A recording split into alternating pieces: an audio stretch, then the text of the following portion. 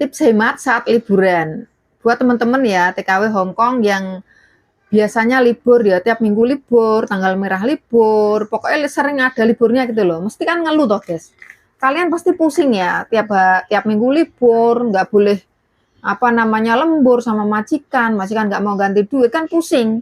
Setiap kali harus libur kan pusing, pasti butuh biaya banyak. Jebol kantongnya, kita warai carane supaya berhemat saat liburan. Kilo bolo pakai uang 50 dolar ini loh, ini bisa, kalian bisa.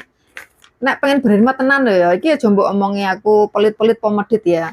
Iki cuma buat teman-teman yang mau hemat. Kalau buat teman-teman yang kepengen apa namanya nggak berhemat ya, misal ya enjoy ya, terserah kalian, semua terserah kalian. Ini buat teman-teman saja ya yang mau berhemat ya, yang nggak kepengen boros no loh.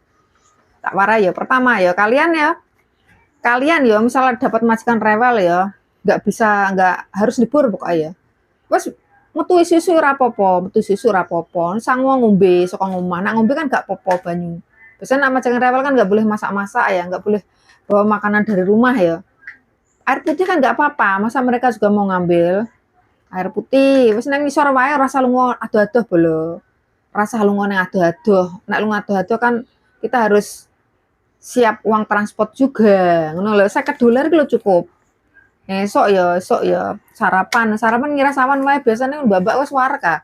Kaya kene kan ya tau ngrasakno libur ngono kae ya, libur ya ngono iki awan ku mak 20 ya $20 mung $20. Nasi bungkus $20 lho bolo.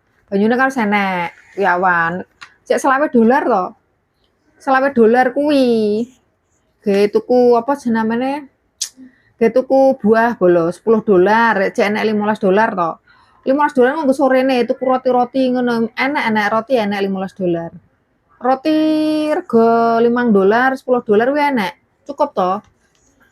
$50 ki cukup. $50 cukup bolo. Ora usah kuatir kalian ya. Berarti nah setiap libur kalian menghabiskan $50 ini. Oke?